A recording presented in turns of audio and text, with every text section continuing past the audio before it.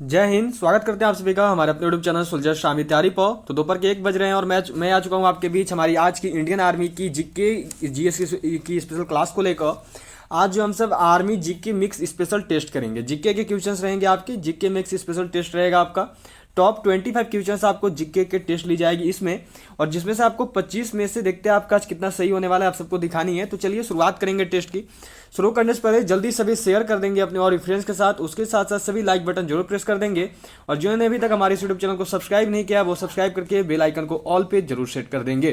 Classes की routine सभी याद रखें, रोज दोपहर 1 बजे इंडियन आर्मी की जीके जीएस की क्लास आती है एंड रोज शाम 7 बजे इंडियन आर्मी की ओरिजिनल प्रीवियस ईयर पेपर की क्लास आती है। तो हमारी इन दोनों क्लासेज में आप सभी हमारे साथ जरूर जुड़े। तो चलिए शुरुआत करेंगे क्वेश्चन नंबर 1 के साथ। क्वेश्चन नंबर 1 के साथ शुरू करते हैं। क्वेश्चन नंबर 1 जो है यह देखो आपको यहाँ पे दिया गया है कि किस देश को सफेद हाथियों की भूमि के नाम से जाना जाता है। Which country is known as land of white elephants. Laos, Thailand, Kenya या म्यांमार। किस देश को जो है सफेद हाथियों की भूमि के नाम से जानते हैं। क्या होगा राइट आंसर, सभी को करनी है। देखो आज आप जो भी क्वेश्चन कर रहे हो ये सारे के सारे क्वेश्चन इसमें प्रीवियस ईयर से रखे गए, ठीक है। प्रीवियस ईयर से रखे गए, जो पिछले सालों में पूछे गए उन्हीं क्वेश्चन को शामिल किया हुआ है। और जो इस साल आपकी 30 जनवरी आर्मी परीक्षा में आने की चांसेज है वही क्वेश्चन इसमें शामिल है। तो चलो आंसर करो और बताओ कि किस देश को सफेद हाथियों की भूमि के नाम से जाना जाता है। तो देखिए वह देश जिसे सफेद हाथियों की भूमि के नाम से जानते हैं वह देश है थाईलैंड। क्या हो गया राइट आंसर, तो ऑप्शन बी थाईलैंड हो गया सभी का। चलिए अगले सवाल को देखेंगे। अगला सवाल आपका यहाँ पे दिया हुआ है, नेक्स्ट क्वेश्चन है आपका देखो कि निम्नलिखित में से कौन सा राज्य नेपाल के साथ अपनी सीमा साझा नहीं करता है। Which of the following state does not share its border with Nepal. Bihar, Uttar Pradesh, Paschim Bengal या फिर असम। बताना है कि निम्नलिखित में से कौन सा ऐसा राज्य है जो कि नेपाल के साथ अपनी सीमा को साझा नहीं करता है। क्या होगा राइट आंसर, जल्दी से करिएगा। बिहार है, उत्तर प्रदेश है, पश्चिम बंगाल है या फिर असम है। तो देखिए वह राज्य जो नेपाल के साथ अपनी सीमा साझा नहीं करता है वह राज्य है असम। जो असम है ये नेपाल के साथ अपनी सीमा को साझा नहीं करता है। चलिए अगले सवाल पे बढ़ेंगे। अगला सवाल यहाँ पे आपका दिया हुआ है, ये क्वेश्चन है आपका कि थोरियम का सबसे अधिक भंडार कहाँ पाया जाता है। Where are the largest reserves of thorium found. Bharat, रूस, चीन या फिर संयुक्त राज्य अमेरिका। ये यूएसए लिखा हुआ है, ठीक है। जो थोरियम है उसका भंडार सबसे अधिक कहाँ पाया जाता है। सबसे अधिक भंडार थोरियम का किस देश में पाया जाता है। क्या होगा राइट आंसर, सभी को जो है यहाँ पे बतानी है। चलिए आंसर क्वेश्चन बताइए क्या होगा, थोरियम का जो है सबसे अधिक भंडार किस देश में पाया जाता है। तो बिल्कुल सही, जिनका भी आंसर यहाँ पे एक आ रहा है इंडिया को, बिल्कुल सही बता रहे हो। थोरियम का जो सबसे अधिक भंडार है यह भारत में पाया जाता है। चलिए अगले सवाल को देखेंगे। अगला सवाल यहाँ पे आपका है, ये आपको मिला हुआ है, देखो क्वेश्चन है आपका। क्वेश्चन किया गया आपसे कि अमजद अली खान निम्नलिखित में से किस संगीत वाद्य से संबंध है। Amjad Ali Khan is associated with which of the following musical instrument. Veena, sarod, sitar या फिर वायलिन। बताना है कि जो अमजद अली खान हैं वह निम्नलिखित में से किस वाद्य यंत्र से संबंध रखते हैं। क्या होगा राइट आंसर, तो जो अमजद अली खान है, क्या होगा राइट आंसर, तो जो अमजद अली खान है यह देखो संबंध रखते हैं सरोद से। क्या हो गया राइट आंसर, तो ऑप्शन बी सरोद। जो अमजद अली खान है यह संबंध रखते हैं सरोद से। चलिए अगले सवाल पे बढ़ेंगे। अगला सवाल यहाँ पे आपको दिया हुआ है, नेक्स्ट क्वेश्चन है आपका कि निम्नलिखित में से कौन सी नदी का उद्गम भारत में नहीं है। Which of the following river does not have its origin in India. Kaveri, Narmada, Brahmaputra या फिर गंगा। निम्नलिखित में से कौन सी ऐसी नदी है जिसका उद्गम भारत में नहीं होता है। क्या होगा राइट आंसर, सभी को बताना है और बिना किसी मिस्टेक के साथ सब कोई करेंगे। चलिए आंसर करिए और बताइए क्या होगा। निम्नलिखित में से कौन सी नदी का उद्गम जो है भारत में नहीं पाया जाता है। तो देखिए वह नदी है ब्रह्मपुत्रा। क्या हो जाएगा राइट आंसर, तो ऑप्शन सी ब्रह्मपुत्र। जो ब्रह्मपुत्र नदी है इसका ओरिजिन, इसका उद्गम जो है भारत में नहीं हुआ है। चलिए अगले सवाल पे बढ़ेंगे। अगला सवाल यहाँ पे आपको दिया गया है, नेक्स्ट क्वेश्चन है आपका कि मेट्टूर बांध किस नदी पर बंधा गया है।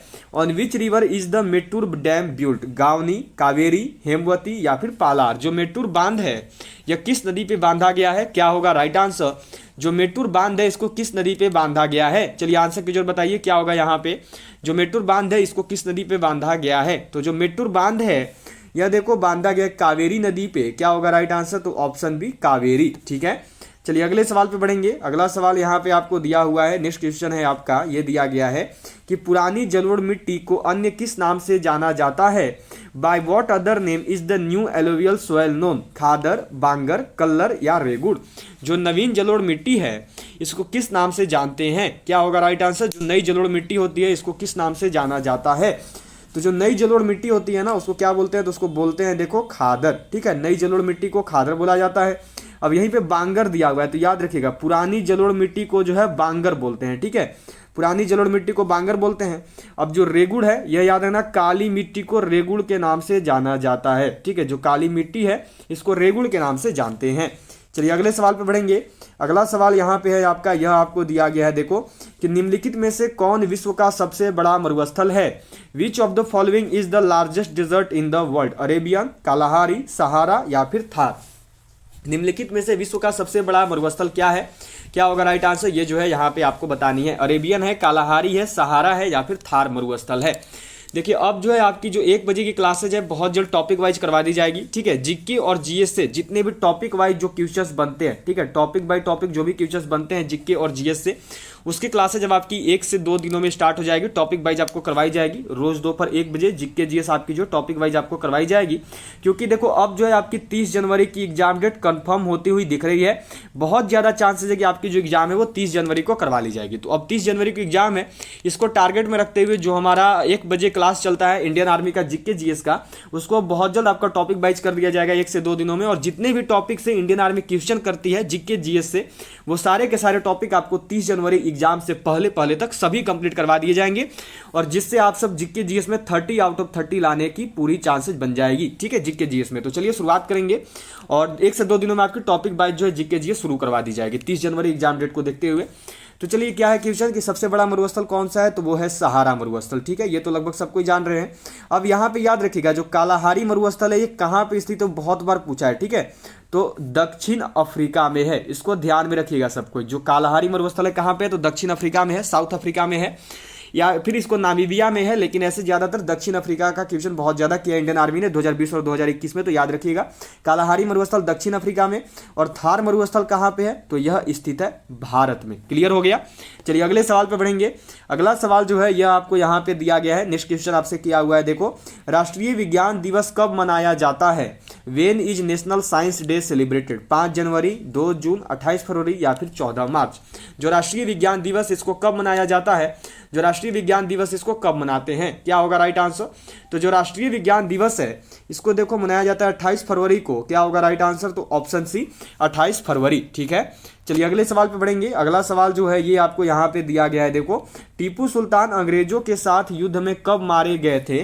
When was Tipu Sultan killed in the war with Britishers? 1857 में, 1799 में, या फिर आपका 1793 में, या फिर 1769 में? जो टीपू सुल्तान है इनको कब मारा गया था, इनकी हत्या कब हुई थी? टीपू सुल्तान जो है कब मारे गए थे युद्ध में? तो देखिए टीपू सुल्तान जो है चौथे आंग्ल मैसूर युद्ध में मारे गए थे। पूछा जाता है कि किस युद्ध में इनकी मृत्यु हुई थी, तो याद रखिएगा चौथे आंग्ल मैसूर युद्ध में जो है इनकी मृत्यु हुई थी। ये क्वेश्चन हमेशा आया है कि किस युद्ध में मृत्यु हुई थी, तो चौथे आंग्ल मैसूर युद्ध में हुई थी। कब हुई थी? तो 1799 में हुई थी। ठीक है, क्लियर हो गया? चलिए अगले सवाल पे बढ़ेंगे। अगला सवाल करेंगे। अगला सवाल जो है ये आपको यहाँ पे दिया गया है। देखो, किस नदी को चीन का शोक कहा जाता है? Which river is called the mourning of China? यांगस्यांग, हांगहो, आमपुर, सालवी? कौन सी ऐसी नदी है जिसको चीन का शोक के रूप में जाना जाता है? किस नदी को जो है चीन का शोक बोलते हैं? क्या होगा राइट आंसर? सभी को यहाँ पे करना है, तो जल्दी से करिए और बताइए कि चीन का शोक जो है किस नदी को बोला जाता है? क्या होगा राइट आंसर? तो चीन का शोक जो है यह बोला जाता है देखो हांगहो नदी को। क्या हो गया राइट आंसर? तो ऑप्शन बी। अब याद रखिएगा जो हांगहो नदी है इसको पीली नदी के नाम से भी जाना जाता है। ठीक है, जो हांगहो नदी है इसको पीली नदी के नाम से भी जानते हैं। क्लियर हो गया? चलिए अगले सवाल को देखेंगे। नेक्स्ट क्वेश्चन जो है ये आपको यहाँ पे किया गया है। अगला सवाल देखो आपको दिया गया है, ये है आपका माउंट आबू का दिलवाड़ा मंदिर किसको समर्पित है? To whom is the Dilwara temple of mount Abu dedicated? भगवान विष्णु को, भगवान शिव को, भगवान बुद्ध को, या फिर जैन तीर्थकरों को? जो माउंट आबू का दिलवाड़ा मंदिर है यह किसको समर्पित किया गया है? क्या होगा राइट आंसर? जो माउंट आबू का दिलवाड़ा मंदिर है यह किसको समर्पित है? तो जो माउंट आबू का दिलवाड़ा मंदिर है यह समर्पित है जैन तीर्थकरों को। क्या हो जाएगा राइट आंसर? तो ऑप्शन डी, जैन तीर्थकर। हो गया सभी का? चलिए अगले सवाल पे बढ़ेंगे। अगला सवाल जो है नेक्स्ट क्वेश्चन ये आपको यहाँ पे दिया हुआ है। नेक्स्ट क्वेश्चन आपसे किया गया है, ये क्वेश्चन है आपका, देखो क्वेश्चन किया गया है कि गुलामगिरी का लेखक कौन था? Who was the author of गुलामगिरी? अंबेडकर, ज्योतिबा फुले, महात्मा गांधी या फिर पेरियार? गुलामगिरी के लेखक कौन है ये आपको यहाँ पे बताना है। तो चलिए आंसर की जरूर बताइए जल्दी से कि गुलामगिरी के लेखक निम्नलिखित में से कौन है? क्या होगा राइट आंसर? सभी को करना है, कोई भी मिस्टेक नहीं करेंगे। चलिए आंसर की जरूर बताइए क्या होगा यहाँ पे। तो देखो क्या पूछा है, गुलामगिरी के लेखक कौन है? तो गुलामगिरी के लेखक जो भी आंसर कर रहे हैं बी को, वो बिल्कुल सही बता रहे हैं। जो ज्योतिबा फुले हैं इनको गुलामगिरी के लेखक के रूप में जाना जाता है। ठीक है, चलिए अगले सवाल पे बढ़ेंगे। अगला सवाल जो है यह देखो यहाँ पे आपका दिया गया है कि गेहूं के अधिकतम उत्पादक वाला राज्य है। Which state is the largest producer of wheat? Which state is the largest producer of wheat? Punjab, Haryana, Uttar Pradesh या फिर मध्य प्रदेश? गेहूं का सबसे अधिक उत्पादन जो है किस राज्य के द्वारा किया जाता है? कौन सा ऐसा राज्य है जहां पर गेहूं का सबसे अधिक उत्पादन होता है? चलिए सबको आंसर करेंगे और बताएंगे क्या होगा यहाँ पे। गेहूं का सबसे अधिक उत्पादन किस राज्य में होता है? तो वह राज्य है उत्तर प्रदेश। क्या हो गया राइट आंसर? तो option C Uttar Pradesh, UP. ठीक है, चलिए अगले सवाल को करेंगे। अगला सवाल है आपका यहाँ पे, यह आपको दिया गया है, क्वेश्चन किया गया है, भारत का राष्ट्रीय युद्ध स्मारक कहाँ स्थित है? Where is the national war memorial of India located? Rajkot, Kochi, Andaman या फिर नई दिल्ली? भारत का जो राष्ट्रीय युद्ध स्मारक है यह कहाँ पे स्थित है? क्या होगा राइट आंसर? ये जो है आपको यहाँ पे बतानी है। तो चलिए आंसर की जरूर बताइए कि भारत का जो राष्ट्रीय युद्ध स्मारक है यह कहाँ पे स्थित है। तो भारत का जो राष्ट्रीय युद्ध स्मारक है यह देखो स्थित है नई दिल्ली में। क्या हो जाएगा राइट आंसर? तो ऑप्शन डी नई दिल्ली हो गया सभी का। चलिए नेक्स्ट क्वेश्चन आपको यहाँ पे दिया गया है, ये है आपका कि प्रेम पचीसी के रचनाकर हैं द क्रिएटर ऑफ प्रेम पचीसी? प्रेमचंद, फणीश्वर नाथ रेणु, जयशंकर प्रसाद या फिर महादेवी वर्मा? जो प्रेम पचीसी है इसके रचनाकर कौन है? प्रेम पचीसी की जो रचना है यह किसके द्वारा की गई है? क्या होगा राइट आंसर? सभी को यहाँ पे करना है और बताइए जल्दी से कि जो प्रेम पचीसी है इसकी रचना किसके द्वारा की गई है? क्या होगा राइट आंसर? तो जो प्रेम पचीसी इसकी रचना किन्होंने की है? तो इसकी रचना की है प्रेमचंद ने। जिन्होंने भी आंसर किया ऑप्शन ए को उन्होंने बिल्कुल सही बताया है। चलिए अगले सवाल को करेंगे। नेक्स्ट क्वेश्चन है आपका यहाँ पे, यह आपको दिया गया है देखो कि भारत के चौथे राष्ट्रपति थे। Who was the fourth president of India? V V Giri, doctor S Radhakrishnan, Fakhruddin Ali Ahmed या फिर डॉक्टर जाकिर हुसैन? भारत के चौथे राष्ट्रपति कौन थे? क्या होगा राइट आंसर? निम्नलिखित में से भारत के चौथे राष्ट्रपति कौन है ये जो है आपको यहाँ पे बताना है। चलिए आंसर की जो जल्दी से बताइए कि भारत के चौथे राष्ट्रपति निम्नलिखित में से कौन थे। तो देखिए the fourth president of India is V V Giri. Bharat के जो चौथे राष्ट्रपति थे वो कौन थे? तो वो थे वीवी गिरी। हो गया सभी का। चलिए अगले सवाल को करेंगे। अगला सवाल जो है यह आपको यहाँ पे दिया गया है, देखो नेक्स्ट क्वेश्चन आपसे किया गया है। ये क्वेश्चन है आपका कि लावनी तमाशा किस राज्य की प्रसिद्ध लोक नृत्य है? Lavani Tamasha is a famous folk dance of which state? Punjab, Orissa, Maharashtra या फिर नागालैंड? जो लावनी और तमाशा है यह किस राज्य की प्रसिद्ध लोक नृत्य है? क्या होगा राइट आंसर? सभी को जो है यहाँ पे करना है और बताइए कि जो लावनी और तमाशा है यह किस राज्य की प्रसिद्ध लोक नृत्य है? क्या होगा राइट आंसर? तो देखिए लावनी और तमाशा ये जो है ये किस राज्य की प्रसिद्ध लोक नृत्य है? तो ये प्रसिद्ध लोक नृत्य है महाराष्ट्र की। क्या हो गया राइट आंसर? तो ऑप्शन सी हो गया सभी का। चलिए अगले सवाल को करेंगे। नेक्स्ट क्वेश्चन है आपका यहाँ पे, यह आपको दिया गया है कि भारतीय राष्ट्रीय कांग्रेस की स्थापना किसने की? Who founded the Indian national Congress? दिया हुआ देखो सचिंद्र सान्याल, नेक्स्ट में ज्योतिबा फुले, भूपेंद्र दत्त या फिर एओयू? जो भारतीय राष्ट्रीय कांग्रेस है इसकी स्थापना किसने की? भारतीय राष्ट्रीय कांग्रेस की जो स्थापना है यह किसके द्वारा की गई है? क्या होगा राइट आंसर? चलिए बताइए जल्दी से। भारतीय राष्ट्रीय कांग्रेस की जो स्थापना है यह किसके द्वारा की गई है? तो जो भारतीय राष्ट्रीय कांग्रेस है इसकी स्थापना की है देखो एलेन ऑक्टियम हुम ने, एओयूम ने। क्या हो गया राइट आंसर? तो ऑप्शन डी। इसी के साथ दादा भाई नेरोजी को भी जाना जाता है, नोट कर लीजिएगा सबको, क्योंकि अगर ऑप्शन में एओयूम नहीं रहा तो दादा भाई नेरोजी भी सही हो जाएंगे। ठीक है, चलिए नेक्स्ट क्वेश्चन करेंगे। अगला सवाल यहाँ पे है आपका कि नेचुरल हिस्ट्री किसकी रचना है? Who is the author of natural history? Amar Singh, अश्वघोष, दंडी या फिर प्लिनी? जो नेचुरल हिस्ट्री है यह किसकी रचना है? नेचुरल हिस्ट्री की रचना किसके द्वारा की गई है? क्या होगा राइट आंसर? सभी को यहाँ पे करेंगे और बताएंगे कि जो नेचुरल हिस्ट्री है यह किसकी रचना है? क्या होगा राइट आंसर? तो जो नेचुरल हिस्ट्री है यह देखो रचना है किसकी? तो यह रचना है प्लिनी की। जिन्होंने भी आंसर किया है डी को उन्होंने बिल्कुल सही बताया है। चलिए अगले सवाल को करेंगे। नेक्स्ट क्वेश्चन है आपका यहाँ पे, यह आपको दिया गया है देखो क्वेश्चन है कि भारत का वित्तीय वर्ष प्रारंभ होता है, इंडियाज फाइनेंशियल ईयर बिगिंस 1 जनवरी को, 1 मार्च को, 1 अप्रैल को या फिर 1 दिसंबर को? भारत का जो वित्तीय वर्ष है यह कब शुरू होता है? भारत का जो वित्तीय वर्ष है यह कब प्रारंभ होता है? क्या होगा राइट आंसर, करिए जल्दी से और बताइए कि भारत का जो वित्तीय वर्ष है यह कब प्रारंभ होता है? तो यह प्रारंभ होता है देखो 1 अप्रैल को, ठीक है। भारत का जो वित्तीय वर्ष कब प्रारंभ होता है? तो यह प्रारंभ होता है 1 अप्रैल को। चलिए नेक्स्ट क्वेश्चन करेंगे। अगला सवाल यहाँ पे आपको दिया हुआ है, नेक्स्ट क्वेश्चन है आपका कि वियना शहर किस नदी के किनारे बसा है? On which river is the city of Vienna situated? Danube, Tiber, Thames या फिर हडसन? जो वियना शहर है यह किस नदी के किनारे बसा है? क्या होगा राइट आंसर? जो वियना शहर है यह किस नदी के किनारे स्थित है? चलिए आंसर की जरूर बताइए क्या होगा यहाँ पे। जो वियना शहर है यह किस नदी के किनारे स्थित है? तो जो वियना शहर है यह देखो स्थित है डेन्यूब नदी के किनारे। क्या हो गया राइट आंसर? तो ऑप्शन ए डेन्यूब हो गया सभी का। चलिए अगले सवाल पे बढ़ेंगे। नेक्स्ट क्वेश्चन है आपका यहाँ पे, यह आपको दिया गया है। नेक्स्ट क्वेश्चन जो आपसे किया गया है ये है, इंटरनल इंडिया किसके द्वारा लिखी गई पुस्तक है? ये देखो ये इंग्लिश वाला ध्यान मत दीजिएगा, इंग्लिश में इसका आंसर होगा who is the writer of internal India. बताना है कि जो इंटरनल इंडिया है यह किसके द्वारा लिखी गई पुस्तक है? Who is the writer of the book internal India, यह जो है किसके द्वारा लिखी गई है? सरोजनी नायडू, इंदिरा गांधी, महादेवी वर्मा या फिर सुमित्रा नंदन पंत? जो इंटरनल इंडिया नामक पुस्तक है वह किसके द्वारा लिखा गया है? क्या होगा राइट आंसर? जो इंटरनल इंडिया है इसको किसने लिखा है? क्या होगा बताइए जल्दी से। तो जो इंटरनल इंडिया है यह लिखा गया है इंदिरा गांधी जी के द्वारा। क्या हो जाएगा राइट आंसर? तो ऑप्शन बी इंदिरा गांधी हो गया सभी का। चलिए अगले सवाल पे बढ़ेंगे। अगला सवाल यहाँ पे है आपका, यह आपको दिया गया है, विश्व भारती की स्थापना किसने की? हु फाउंडेड विश्व भारती? रविन्द्रनाथ ठाकुर, भगत सिंह, यशपाल या फिर फिरोज शाह मेहता? जो विश्व भारती है इसकी स्थापना किसके द्वारा की गई?